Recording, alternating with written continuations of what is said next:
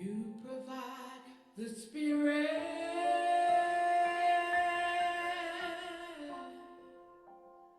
and I will open up inside. You provide the fire.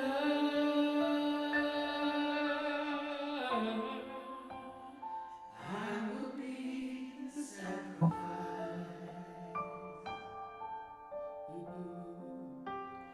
You provide the spirit,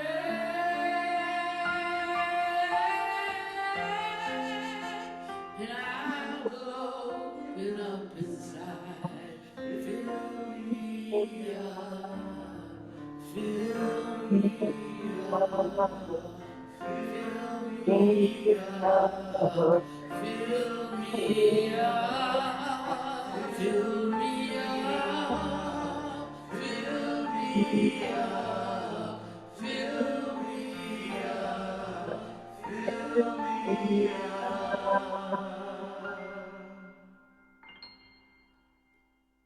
I desire mercy. I desire wisdom.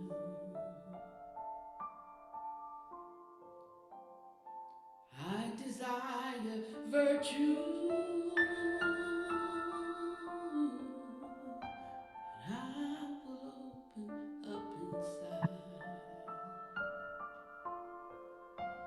I desire virtue. I desire wisdom. I desire kindness. And I will open up inside. Fill me up. Fill me up. Fill me up. Fill me up. Fill me up. Fill me up. Fill me up. Fill me up. Fill me up till I overflow. I want to run over. I want to run over. Fill me up till I overflow. I want to run over. I want to run over.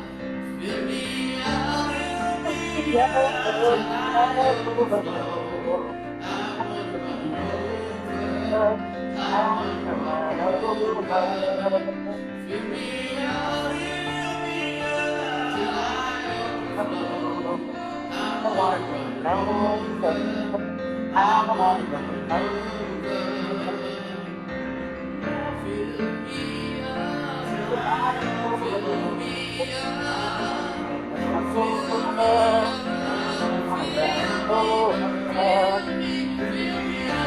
Fill me up. I overflow. I want to run over. I want to run over. Fill me up.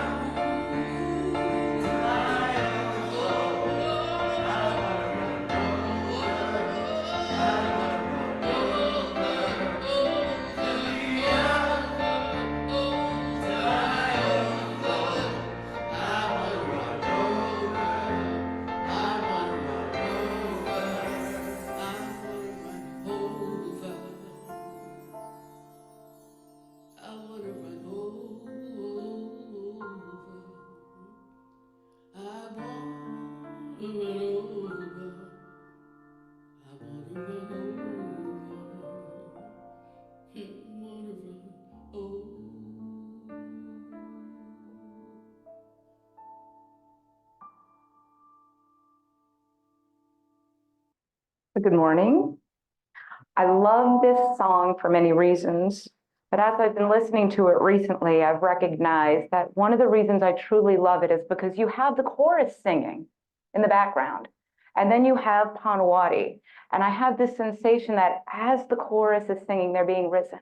And they're raising her up further and further as well. And I physically feel that and visualize that. And I think about how beautiful that is and how we do that for each other in life as friends and as a Sangha, because we're all being raised together and raising each other higher and higher each time. So I am Dena. My Dharmacharya name and my Dharma name prior to that is Piyaditha, and that means to be loved, to be seen, and understood. And it's both a great gift and a great offering and an aspiration. And I want to thank all the other Sangha members who have spoken prior to me. We started with Sister Sukha, who my drop from you was the joy of, I love Goldie Hawn. And I'm not Goldie Hawn, but you love Goldie Hawn, but you smile, and I love that. And then we had Brian come, and I loved the joy of his smile and how he brought that childlike gem of himself straight on forward, paired with his deep intellect. And we had Nancy, and I loved what Nancy said. She spoke to me because she brings people toe to toe from birth to death in her loving, compassionate heart and hands. And there's no better way to enter this world or to leave it than in those dimensions. And then we had you, Jim, and there were so many things that I loved, but what I really loved was the visualization of hanging upside down and needing to pee and that disorientation, and yet that's still the Dharma and still finding the gem of that. So thank you. Today, I'm going to kind of bring some things together, but the broad topic is there is no day off from the Dharma. There's no excused absences. There might be a late slip, and it's not like when you're a teenager, when you had a blind date and you had a zit and a bad hair day, so you try and back out of it and call out and say, I can't do this today, because you have to. There's no perfect moment. Every moment is the perfect moment. So how do we walk more skillfully in this life and meet each moment as it comes? And this is an invitation for all of you, and you'll need a bag. Science tells us that about 10% of what we hear really stays with us, but it's through a multi-sensory direct experience, and what we do and what we feel through more senses is really what we are more able to carry with us. This is an invitation.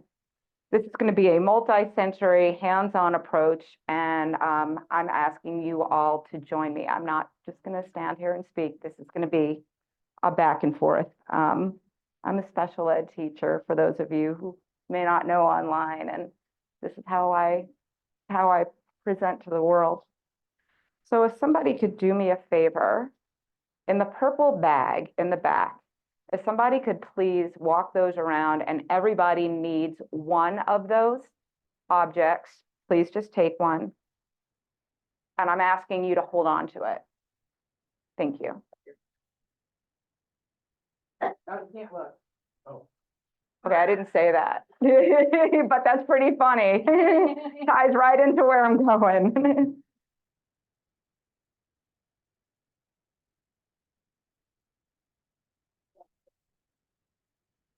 Just take one of the objects out of the bag. And there's one for Teo and one for you too, Rob, and one for you as well, Joe.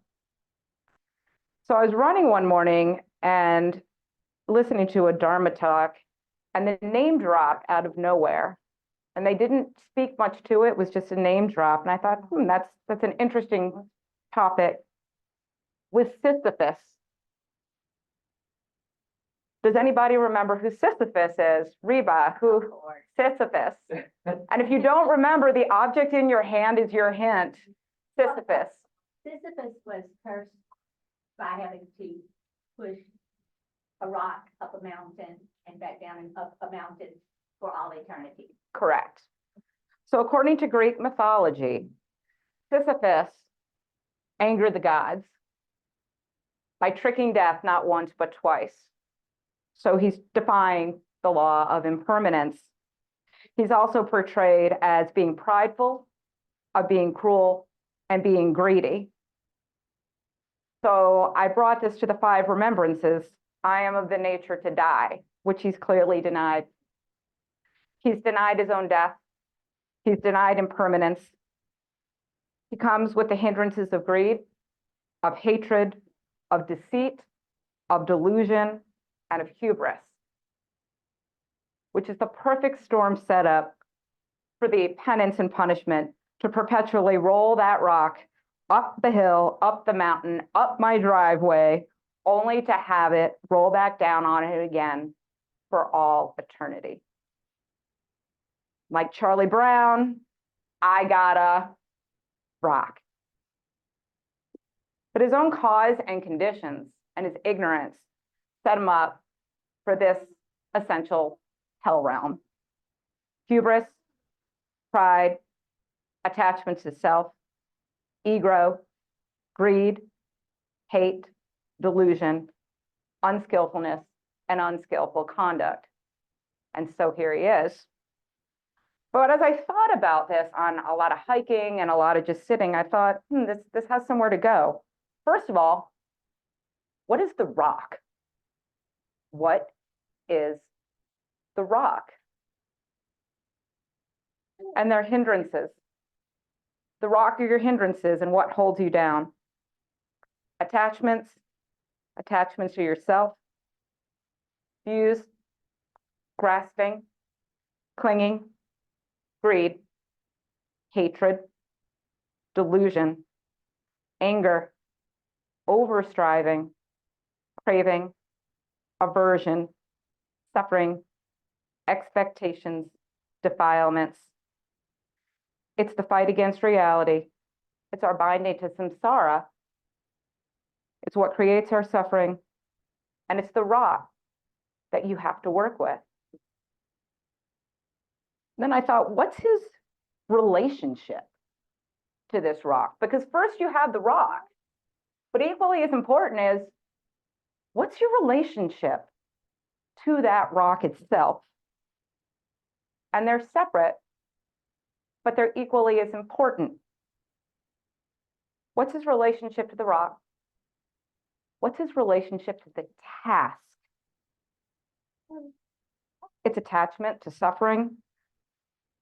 For some, it could be attachment to suffering as an identity itself, the victim role.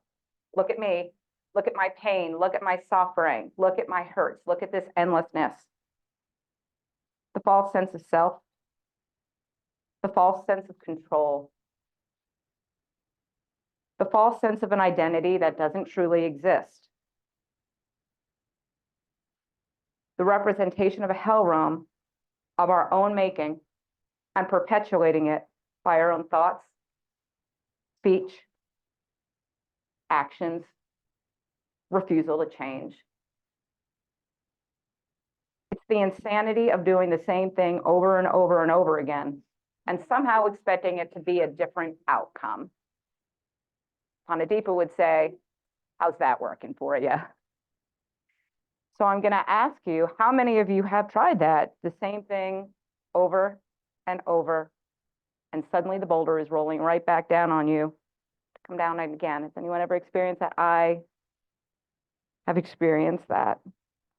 And I'm going to open this up if anybody wants to share what their rock is. And this is definitely a popcorn style. Please speak.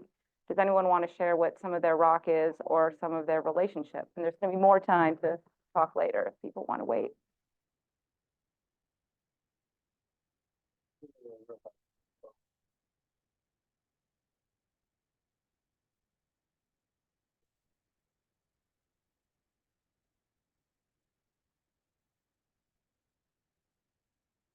One of my rocks. Habits. Just habits. The ways we do things, the ways we keep doing things and keep doing things. And then we have the thought, maybe I should change that. But we don't. I don't. Right away, right? It's there, it's lingering. And it's almost like we need like some grand insight to go, oh, today I will change that. But for months, once didn't seem important enough. So habits. But that's like a rock. That's a weight in the back of your mind that keeps recurring that you should make a change. And sometimes we don't. And so that's a rock that I'm carrying. Habits. Hello, yeah. Guess you could say feeling inadequate or not feeling up to the task, and therefore overthinking, over preparing, over rehearsing until I'm exhausted.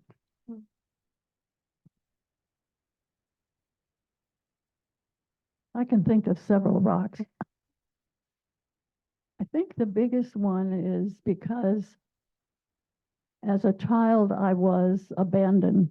So now it's that I do things without thinking, not without thinking ahead, but I will say something that I think is useful or helpful or insightful or maybe even funny to make people laugh. But the underlying rock is that I want to be accepted. I want to be loved.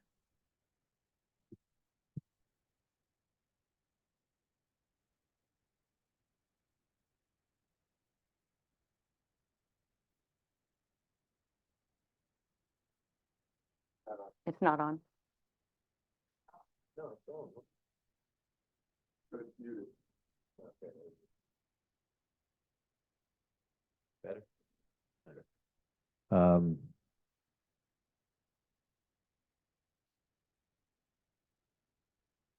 honestly, I've had a lot, but I think neediness, like a deep need to be validated through work or people or things outside of myself, some some some kind of deep existential void that can fold into itself in pain, and it's like a monster that can never be satiated, like a hungry ghost.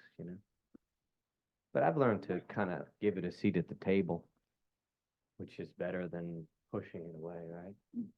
And then eventually, like, hopefully, it'll dissipate.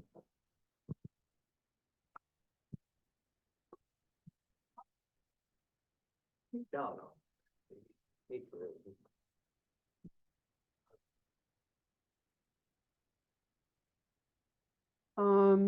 A couple things. One of my rocks is forgetfulness. And the biggest thing I forget is I've forgotten is my true nature. My true nature. So, Hold it closer. so it's about, Good. Just hold it closer. and then,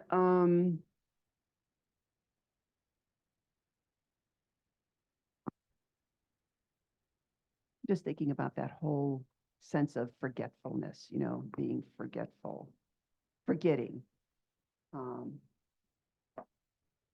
Like forgetting that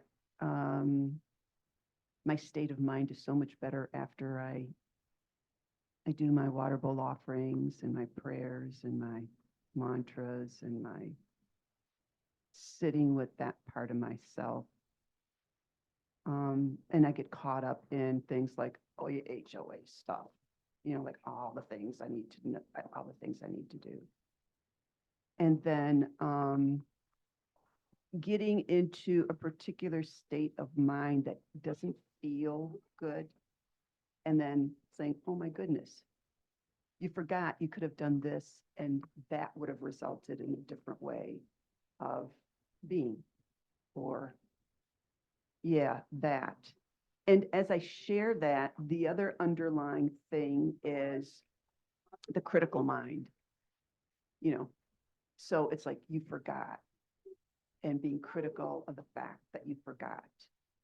And if you didn't forget, then you would have been able to blah, blah, blah, blah, blah. So the critical mind too, like the forgetfulness. And I think it is ultimately forgetting our true nature. So the rock would be the forgetfulness, and then that the relationship to the rock is the beating yourself and the critical, but beating yourself down over it. Mhm. Yeah. If you didn't forget, you would be able to remember that if you do the rock in this particular way, it's a lot easier. Thank you. Do it this way. So what if you just let the rock? Pardon me? Oh, did you want to speak? I'm sorry. Okay. What if you just let the rock? What if you just let the rock roll down the mountain, down the hill, off my driveway, and roll away? But the rock is above you, so when it falls, it's gonna kill you. Get out of the way. Mm-mm. But that's easier said than done. What if you just let the rock roll away, watched it roll downhill? And what held them back? And what holds us back? And before I open that up, I'll say for some people, it might be the attachment to the struggle itself.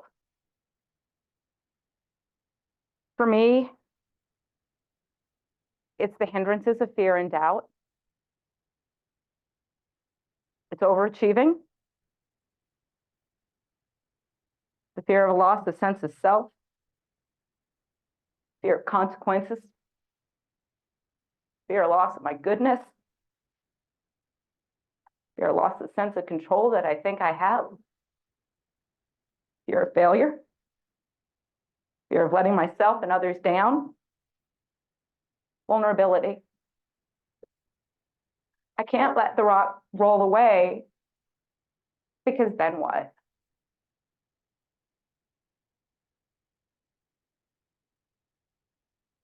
For others, there could be fear of impermanence, fear of a false sense of control over outcomes and the denial of cause and condition and things that happen that are well beyond our control. But if we just think through them enough and keep rolling that rock, somehow it's going to come out like the way we want it to, but we forget that there's other things in play.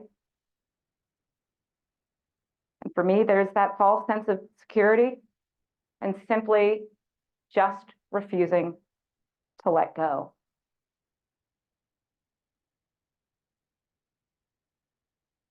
But how free could we be if we just let that rock go? To let each moment be as it is, without always to let each moment be as it is, without always attaching to the meaning of everything and to the outcome.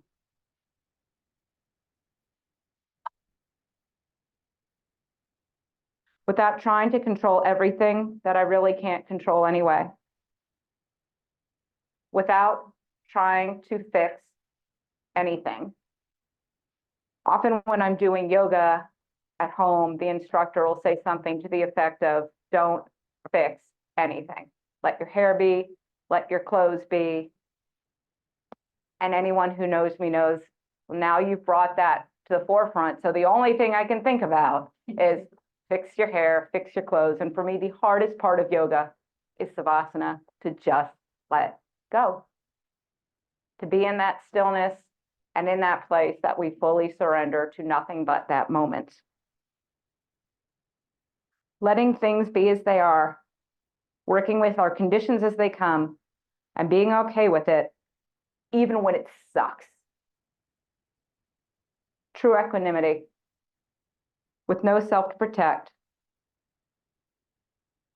How free could Sisyphus have been without his ego and attachment to himself? Did he ever look at the situation and say, I wouldn't be in this situation and bind to begin with if it hadn't have been for my own making? As Panadeepa said, no agenda.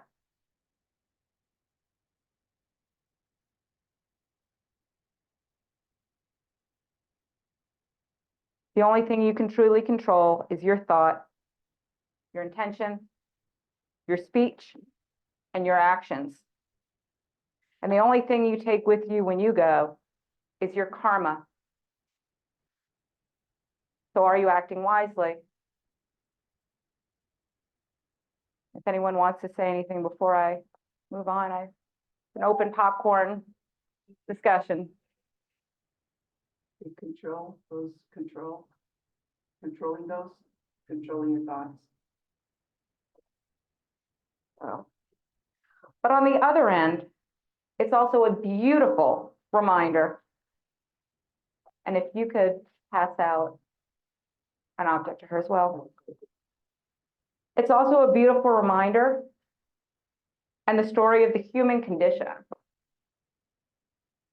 and the Four Noble Truths. There is suffering. There is the cause of suffering. Point your finger at yourself sometimes, all the time. There's a way out of suffering, and that's the Eightfold Path. It's the story of perseverance, of diligence, of resilience, of tenacity, and enormous strength to be able to take a rock, push it up that mountain, have it come down, and do it again and again and again. It's called life. It's samsara. About finding joy on the path to our own liberation and in life itself.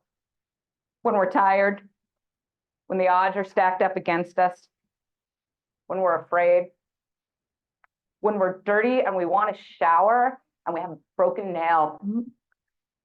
It's when we face the unknown.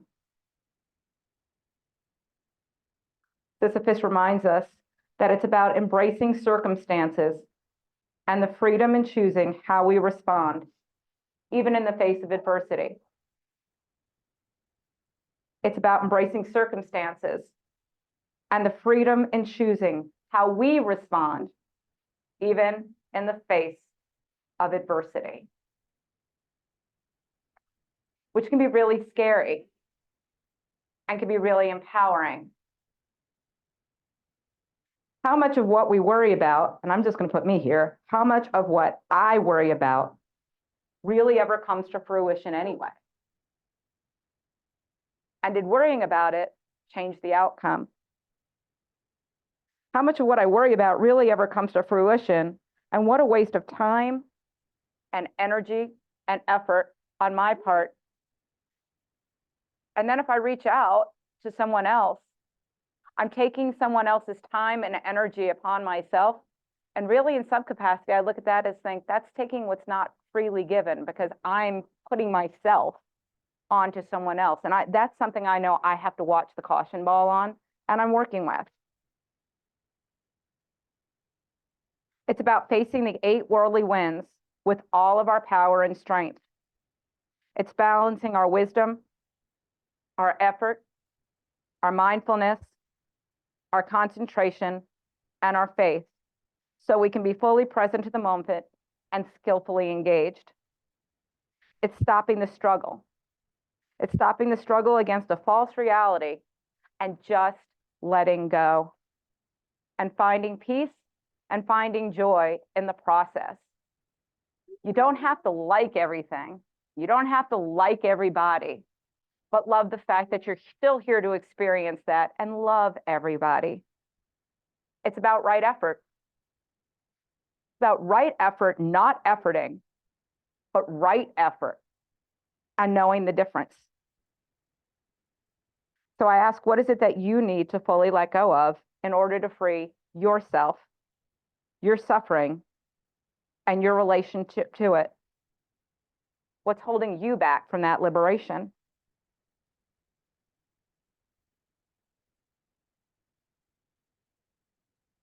It's in remembering it's not always that which we pick up.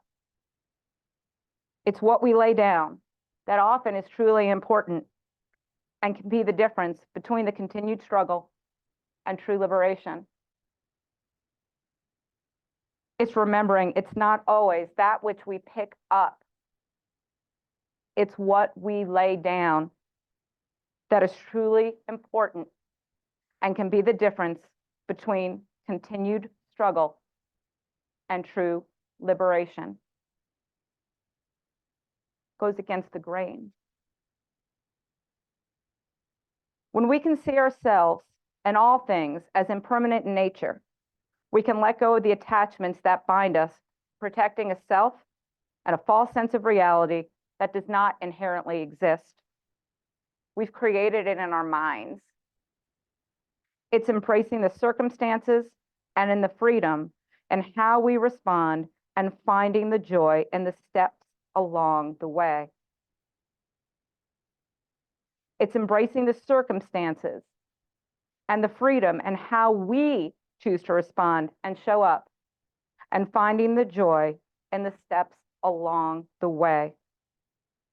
In the great words of Nemo, keep on swimming. So I'm going to ask you to look around the room for a moment. And this is a question looking for an answer. Does everyone have a rock? Does everyone have a rock? Does everyone have a rock? Yes. What does it feel like? Feels like a rock. What does your rock feel like? Go visceral. Go heavy. What does your rock feel like? Big. Cold, big, heavy, Dirty. dirty, dirty. What does your rock feel like? Concrete, Mine's sparkly. sparkly. Anybody's hands get tired for holding that rock? Because you were instructed, hold your rock. What does it feel like to have your tight fist around that rock? Do you recognize it? Do you notice? Do you feel it? Are you oblivious to it? Feels good. I think I hold on to that for a while. More. We all have rocks. You don't know what someone else's rock looks like, or what someone else's rock feels like, or how someone else relates to their rock, but everyone has a rock. So walk through this world with love. Walk through this world with compassion for yourself and for others. We are stronger in our letting go than in our holding on. We are stronger in our letting go than in our holding on. And if you'd like, you can repeat that. I am stronger in my letting go than in my holding on. So are you still holding your rock? Are you doing it because I told you so? Yeah. How much of what we do is because someone told us so? The Buddha says himself, don't take my word for it. Try it yourself. Trust yourself, trust your path, and have faith over doubt. Have faith in yourself and your way. What will it take to let go and be truly free? How much effort have you put into clinging to that rock, whatever it symbolizes for you? And what if you just let it go? When there's no you, and there's no rock, and there's no mountain, and there's no task, and there's no thing. There's just this moment and how you move through it. If anyone wants to say anything about that before we pass out what's in bag number 2, I open it up. The rock feels like part of me. The rock feels like part of you. I love the feel of it. I love rock. I love the feel of it, and I really don't want to put it down. But I understand it's just an Yeah. Can I say something? Please do, Rob. So sometimes actually we can work against wanting to put the rock down. You know, like if you're. What I was gonna say is we can't always just consciously be like, I'm done with this.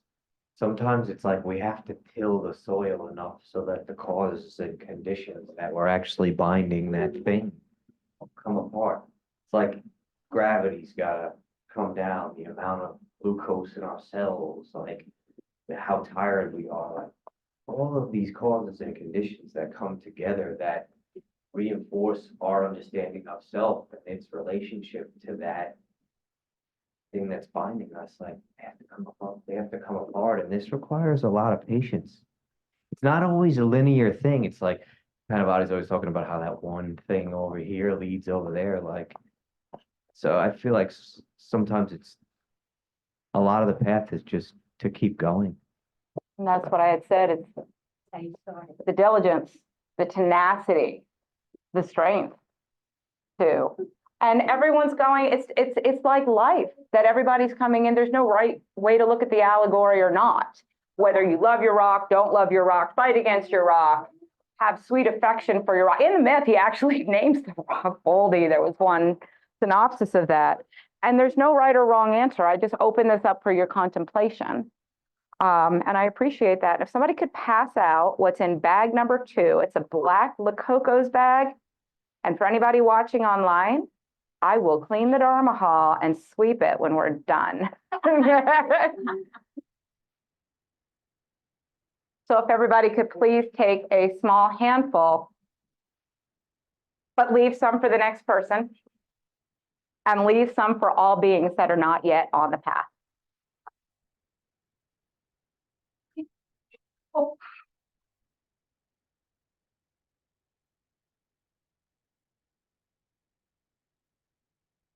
Thank you so much, Sarah. Just take a handful, random handful.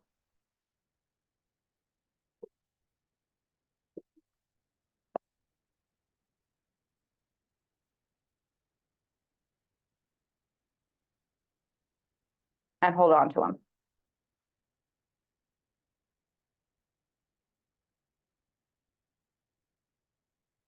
Wasn't all that random, but. And Joe, you're please.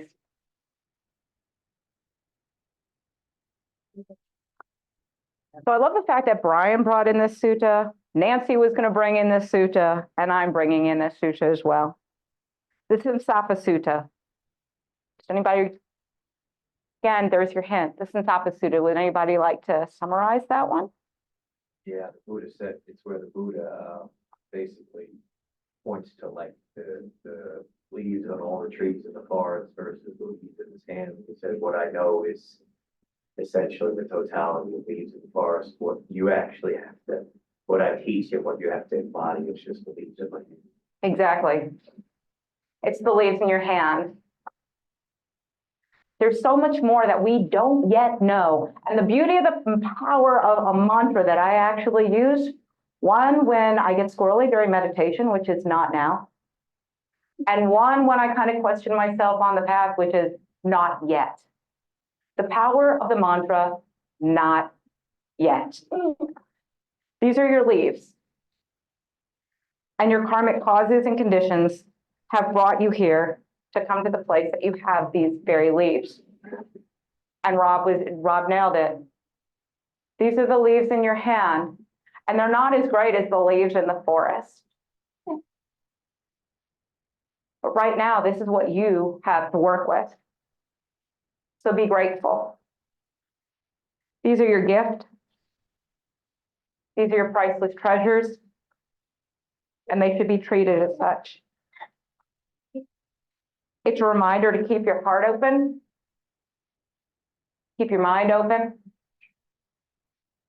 to keep your hands open,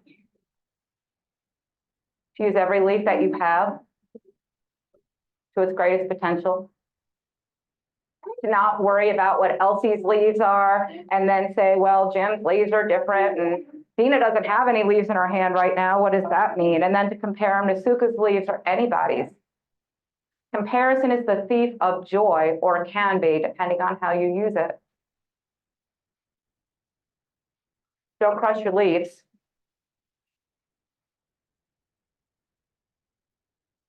Don't take your leaves for granted. But don't just hold your leaves. Because what's the point of the leaf? I'm going to pop that out if anyone wants to.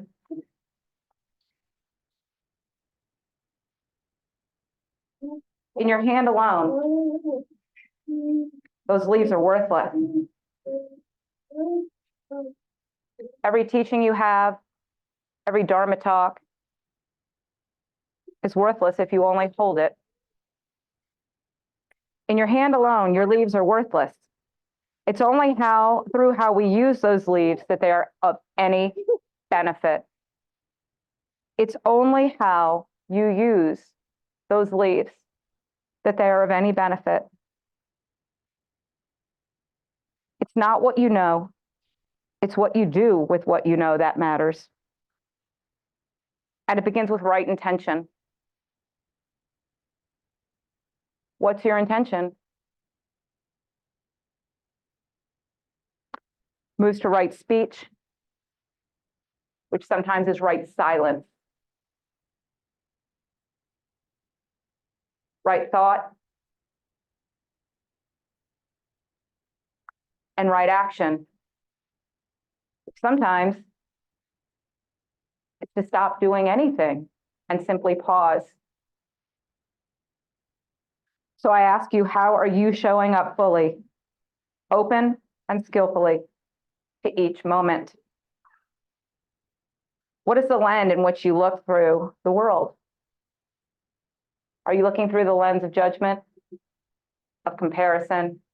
Are you looking through a lens of love and compassion? And I remind you to keep your hand open, because you never know when to put one of your leaves down. And when the right moment is for another leaf to drop in, with no fixed views, with no closed minds, with an open hand and heart.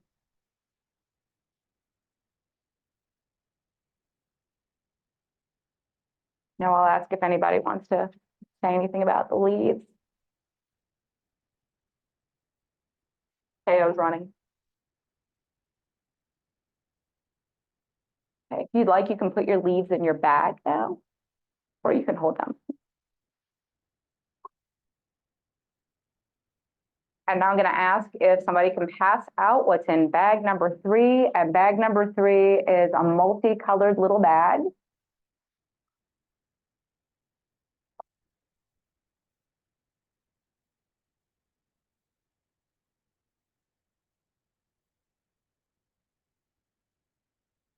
And please just grab a pack from the little bag.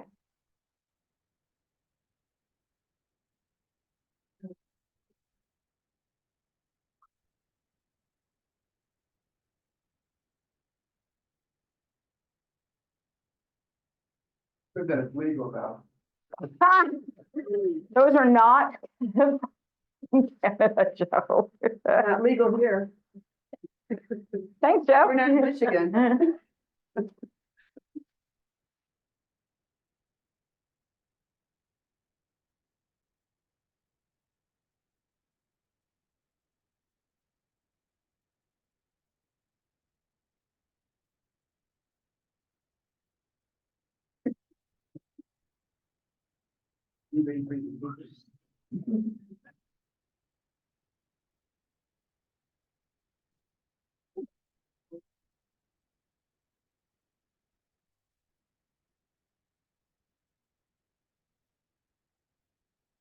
So now that there have been several jokes, some people may not know what is in the bag. So can somebody please share?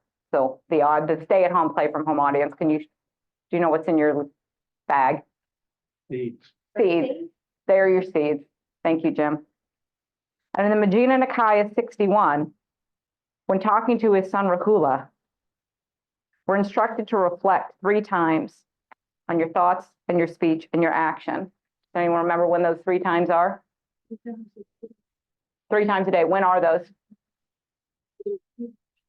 When else do you reflect on conduct or your thought, speech, and action? All day. Whenever you can. We're asked to reflect before you speak or before you do something. You're asked to look at yourself and your speech and thoughts and actions while you're doing them. And the 3rd time would be after.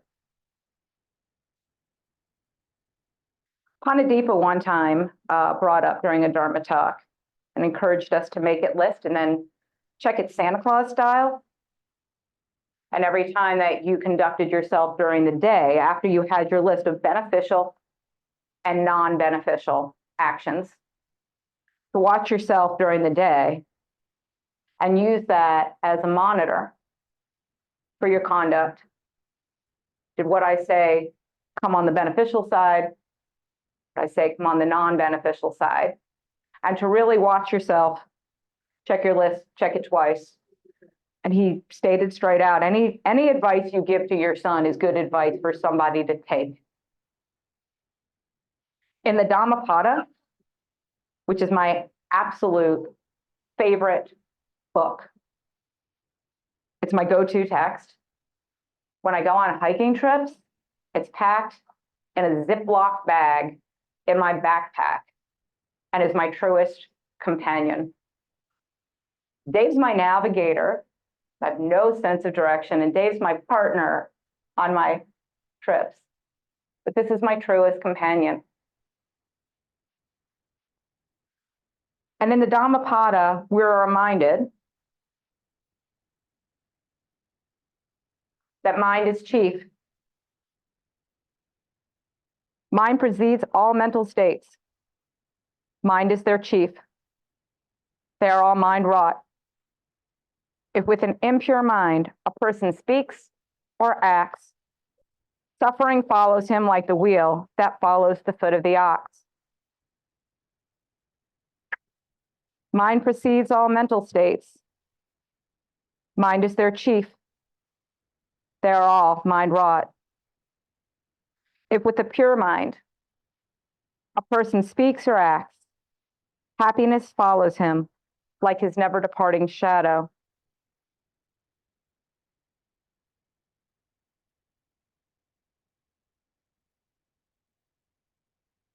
So what's in your bag are wildflowers, which are perfect because you never really know what you're going to get until they're planted. They're all a little different. They're all the same.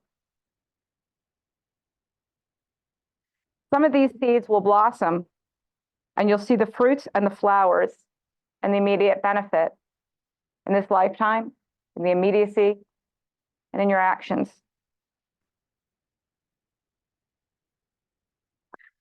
Some of these seeds are going to be scattered, literally by the 8 worldly winds, the wind, the rain, causes, the conditions. Some may be eaten by birds and taken to spaces that you don't know, and grow and bloom, even if you don't know where, even if you don't know when. But it doesn't matter. Because the Dharma and life aren't like rewards cards at a coffee shop, not a punch card where every good action, immediately you see what happens. It's not like that. It's when there's no giver and there's no receiver. There's just the moment and the offering itself. Not trying to control every outcome, not looking for the reward, not thinking, what am I going to get out of it? But taking that I out of the equation. I'm going to tell you that my aspiration is to be the fragrant offering. And that started out for me by burning incense for years and thinking what I really want to do is be like the incense and burn away my hindrances until I was the fragrant offering. I thought that's pretty damn good. I want to burn away my hindrances. I'm going to be like the incense, and I'm going to be the fragrant offering. But I was still involved in that. I wanted, I. And then I let that one go. And through patience and stillness, it shifted to, may I be the fragrant offering. that I was still there. What I wanted my karmic seeds and the fruit of my actions and all my hard work and diligence to pay off for me to be involved. I mean, yeah, I was still going to go out and do good things, but I wanted that. But to be the fragrant offering, the right action, the right thought, the right speech, the right effort, the gift. So the only seeds that are guaranteed not to grow are which? The ones that are not planted. The only seeds that are guaranteed not to grow are those that are not planted. So be mindful. Those are your seeds. It's all you take with us is your karma.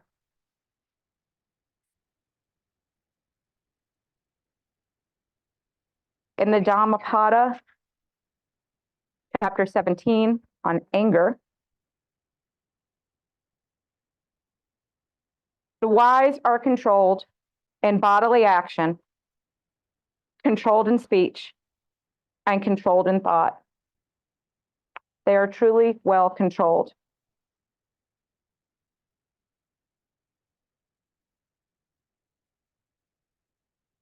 So at this time, you may not be walking on water.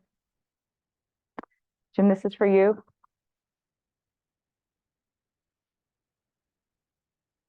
You may not yet go through that wall.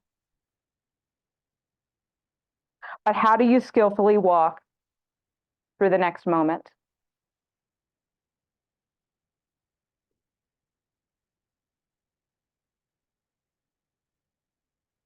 I'm going to ask if anyone wants to share anything before I move on. This is the quietest the group has been. I do not know.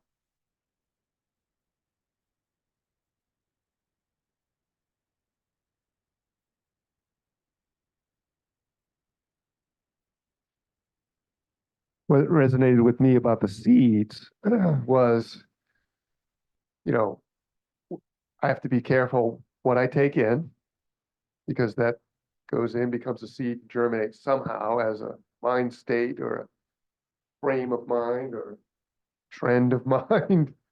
But also what through my thoughts, speech, and actions I'm putting into others' minds, the seeds I'm planting for others. That will those seeds bear good fruit or sour fruit? So seeds is a very important allegory, I guess, however you say it, a symbol for me. And I'm constantly seeing how I didn't need to say that. I thought I was making a joke. What seed did that actually plant in their mind? What are they going home thinking about? What are they going to be thinking about when they lay down to sleep tonight? Did I plant a seed that's going to bear some kind of sour fruit? And this is the work Thank you, Joe. for me.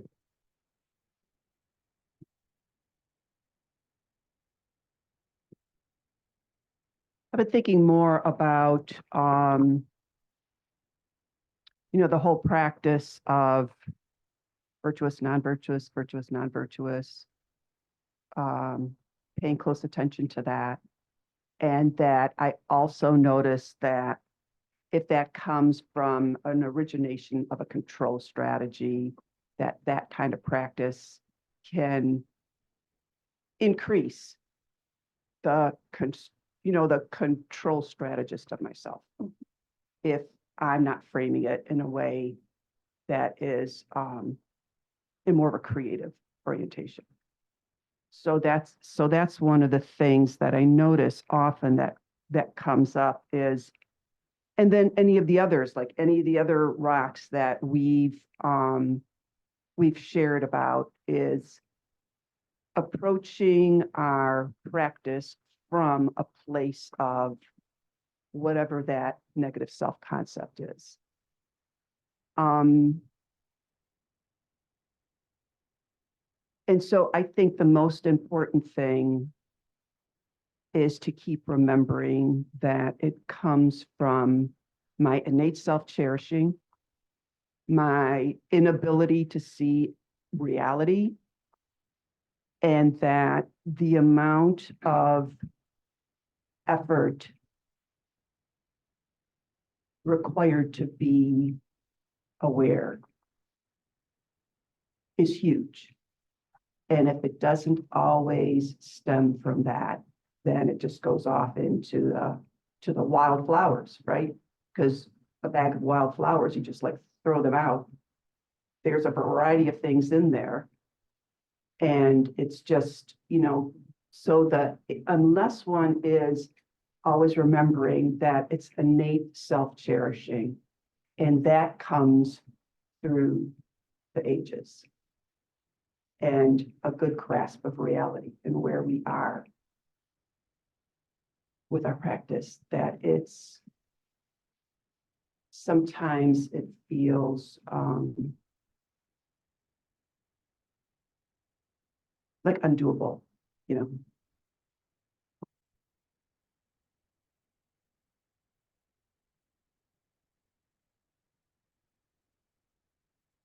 So those seeds don't magically throw them down and they grow. You need to nurture them. They need sun and rain. They need time. They need cultivation. The seeds in the bag do no good. The seeds just get randomly scattered do need to be picked through, do need to be cleaned through. Clean up your mind, clean up your thoughts, clean up your speeches, clean up your actions. But I really, the seeds, I hope you enjoyed those. Before we close out, I want to let you know that as I was looking through my mail from this morning, I found this quite humorous because we have the Noble Eightfold Path, the way to end suffering.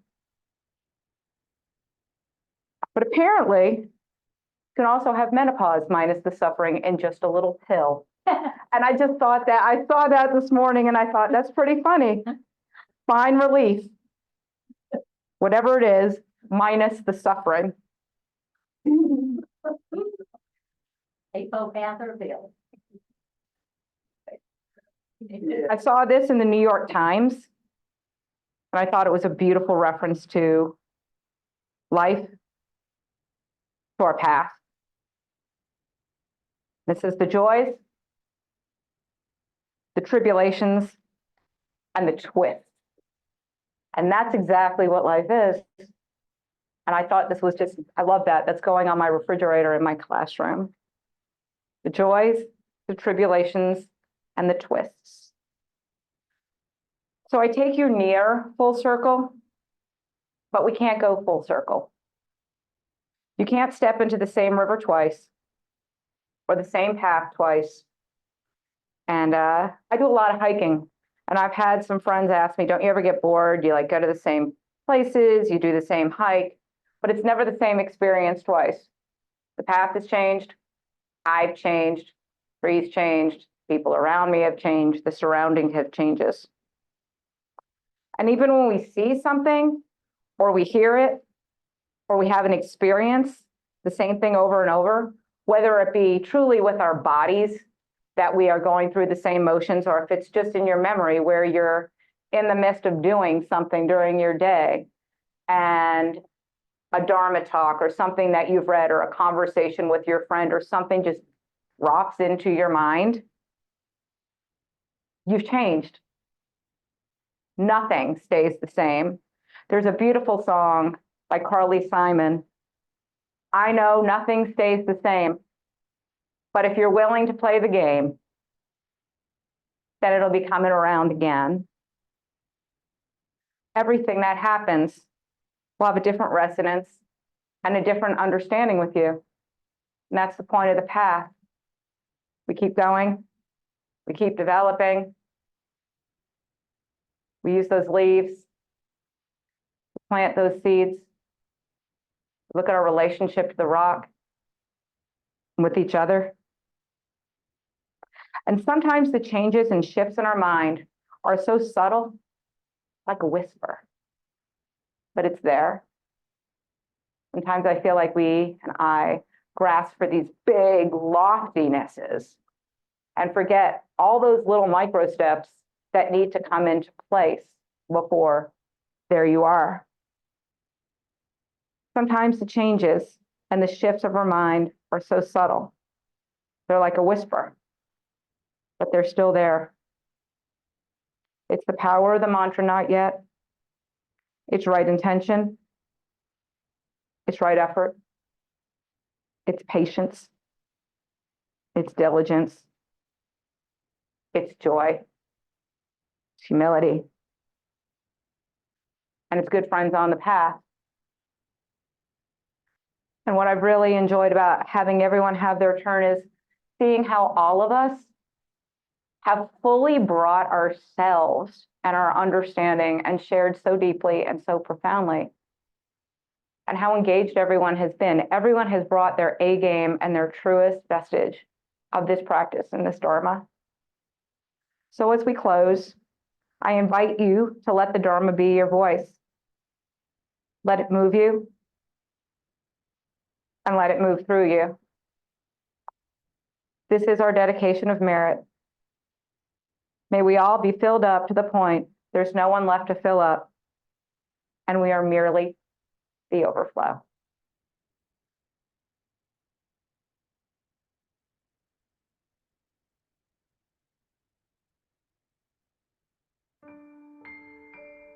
And I really do invite you to get up.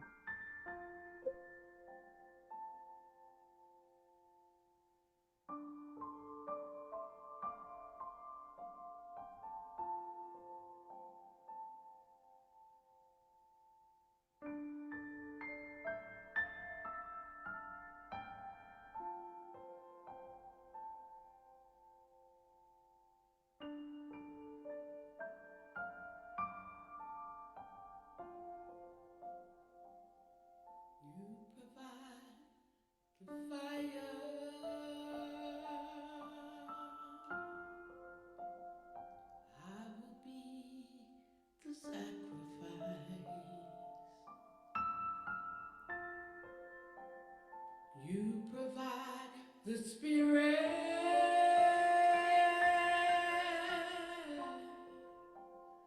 and I will open up inside. You provide the fire,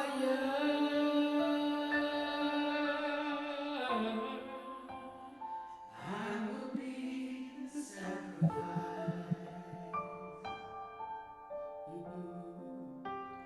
You provide the spirit,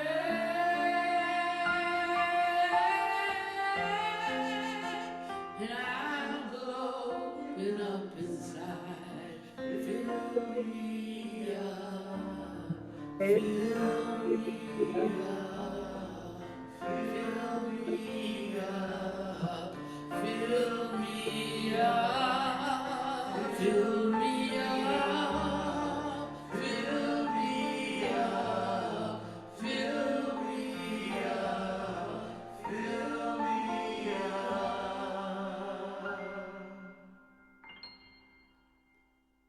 I desire mercy. I desire wisdom.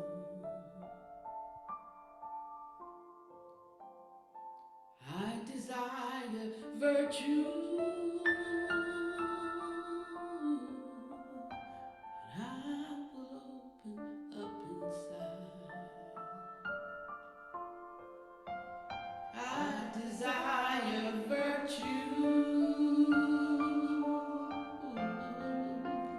I desire wisdom. I desire kindness. And I will open up inside. fill me up, fill me up, fill me up, fill me up, fill me up, fill me up, fill me up, fill me up.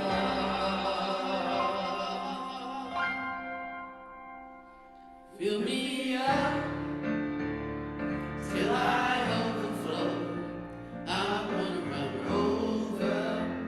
I wanna run over. Fill me up till I overflow. I wanna run over. I wanna run over.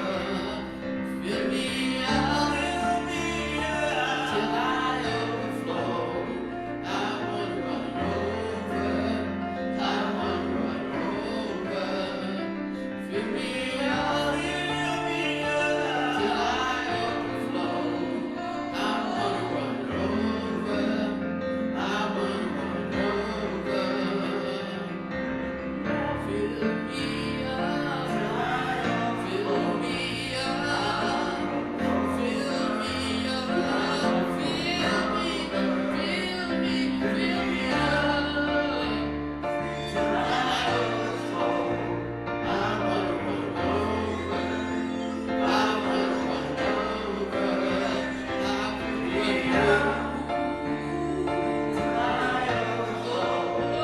I wanna run over. I wanna run over. Till I overflow. I wanna run over. I wanna run over. I want to run over. I wanna run over. I wanna run over. I wanna run over. Wanna run over.